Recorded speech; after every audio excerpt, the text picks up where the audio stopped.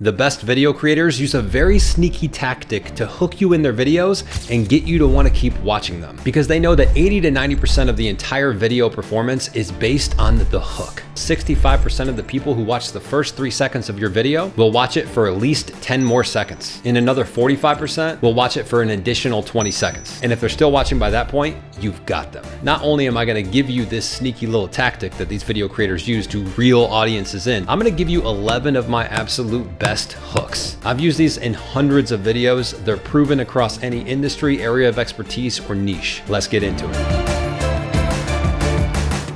So a lot of creators will tell you that yes, you need a hook at the beginning of your video. You need something that's going to reel your audience in and grab their attention. And they're not wrong with that, I say that too. But the issue is you gotta understand the human psychology that's happening behind one of these hooks, which is something they call the curiosity gap. And let's define it. The curiosity gap is simply the gap between the information we've been given or shown and what is being withheld. So basically, I told you a little bit of something, but you know there's more information or knowledge or insights or story that has been withheld from you. So you're now extremely curious as to what lies in this gap. And that's why they call it the curiosity gap. Get it? Okay. And whether you know it or not, you've seen this play out in headlines, on books, TV shows, movies, social media videos. It's literally everywhere you look. In fact, I just did it to you at the beginning of this video. Let's rewind.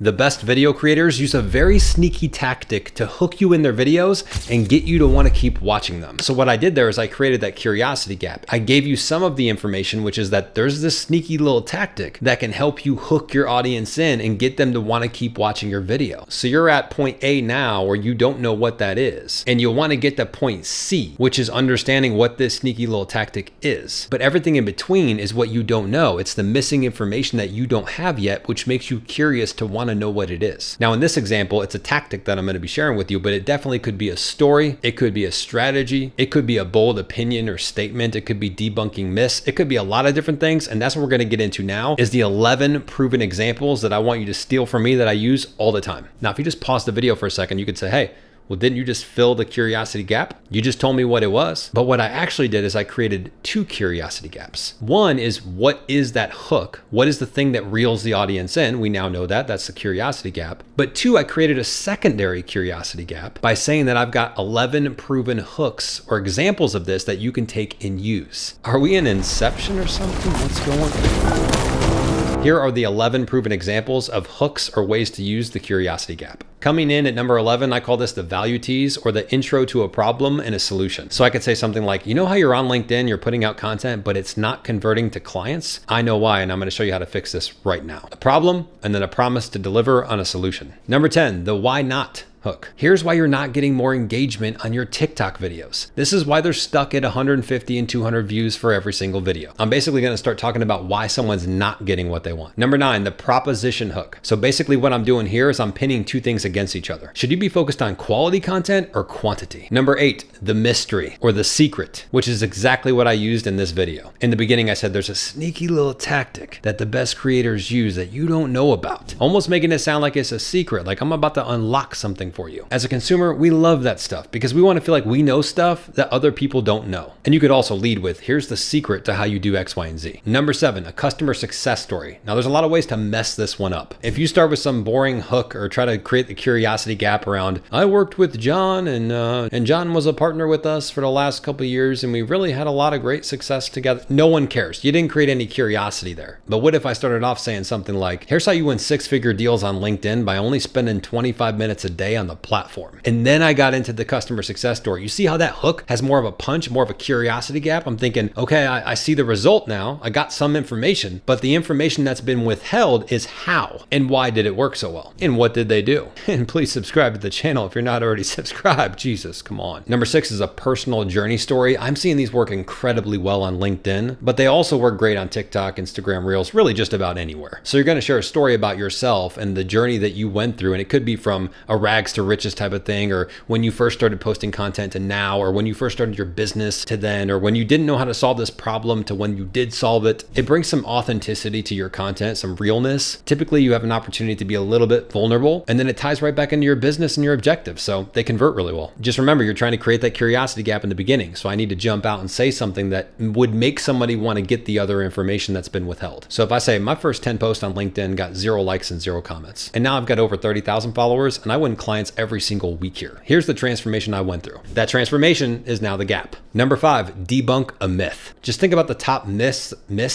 That's a hard one to say because the myths. Just think about the things in your industry that people think are true that are really not, and just debunk them. And you can come out and just say like X, Y, and Z is a lie. Like most people think that you can't win clients your first 2 months on LinkedIn, and that's just complete BS. Let me tell you why. Number 4, here's how you without. So what we're gonna do here is we're gonna plug in a desired result or outcome that they want. So here's how you win clients through your video content without having to spend an hour a day creating videos. People love that because we're giving them the desired result they want, but we're making it very simplistic and almost easy to get it. Now you got to be careful with video hooks because you don't want them to be clickbait. Basically, you're making a promise in your hook, but you're doing it in an intriguing way. You're creating that gap in curiosity so people want to find out, ooh, what is it? What happens at the end of the story? How did they achieve that result? How did they do X, Y, and Z? So if you hook them in and you think you're being sneaky and you got some disruptive hook, and then the actual message or the content doesn't deliver on that, or you misled them, not only is your engagement going to tank, but you're going to lose followers, subscribers, and people are going to not trust you anymore. So yes, have a punchy hook, create the curiosity, but then you better deliver on that. Number 3, show, don't tell. So instead of me talking about, here's what you need to create video content, you need this piece of equipment,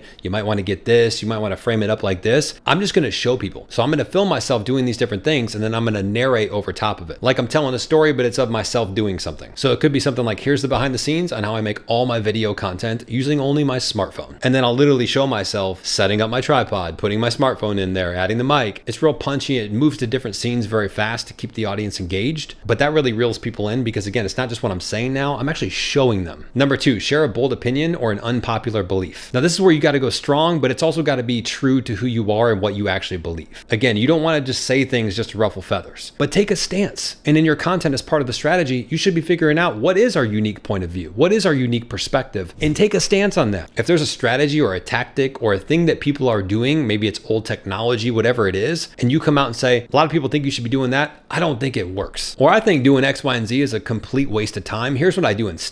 The reason it works so well as a hook and creating the curiosity is because it goes against what they thought was true. So there's an instant disruption there where they're like, wait a second, I thought that was the case. I thought you should be using this or doing that. Where are they going with this? They want to know that gap of information. And finally, number 1, and what I think actually is number 1 on the top of my list, is the edutainment skit video. Typically there's 2 characters. It definitely could be more than 2 characters. And right away, you are pulling the audience in to an actual story with characters. Now there's a ton of different ways to do this. You can do personification. You can do a real life scenario between 2 people in roles that maybe you would sell to. You bring some humor in this. You have some back and forth. Again, quick scene change in the beginning. In some cases, you might want a title for the video to provide clarity on what the actual story is. These work so well because what you can do is combine a really educational, valuable message into a skit that has humor, that makes people think, that makes people smile, laugh. And when you can combine all those, you are reeling an audience in. And if you're curious what these look like, I've done a ton of them on TikTok and LinkedIn. And I also created an entire video on how to make edutainment content. So if that's something of interest to you, definitely go check that video out. Always remember that hooks and creating that curiosity gap, they're visual, it's what you show people, they're audio, it's what people hear, and they're emotional. It's how you make people feel. All right, you know what time it is now. Time to move to Q&A. First question, can you share tips on maintaining audience interest after the initial hook in your video? Yes, and we sort of talked about this. The biggest thing you can do after you deliver that hook and reel them in is to deliver on your promise that you made in your hook.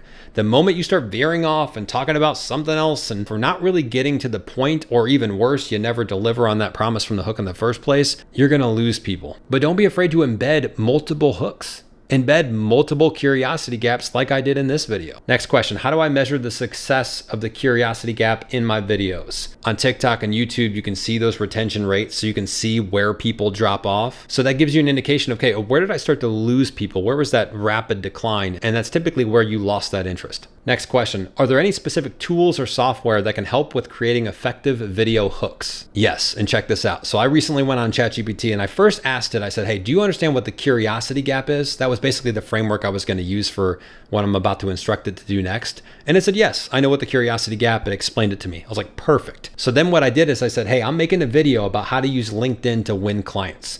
Can you create a curiosity gap intro for the beginning of my video that reels my audience in and captures their attention? And here's what it gave me back. Ever wondered how some professionals are effortlessly winning high-paying clients on LinkedIn while others struggle to even get noticed? In this video, I'm about to show you the secret strategy that's changing the game, and trust me, it's not what you think. So it did a pretty good job. Now I'd go in there and tweak a few things, but it did technically create that curiosity gap between, hey, there's people winning high-paying clients on LinkedIn, and then there's people struggling to get noticed. I have the gap in knowledge that you need, or the gap in skill set or strategies or tactics that you need to make that happen, to get to a point where you're winning high-paying clients on LinkedIn.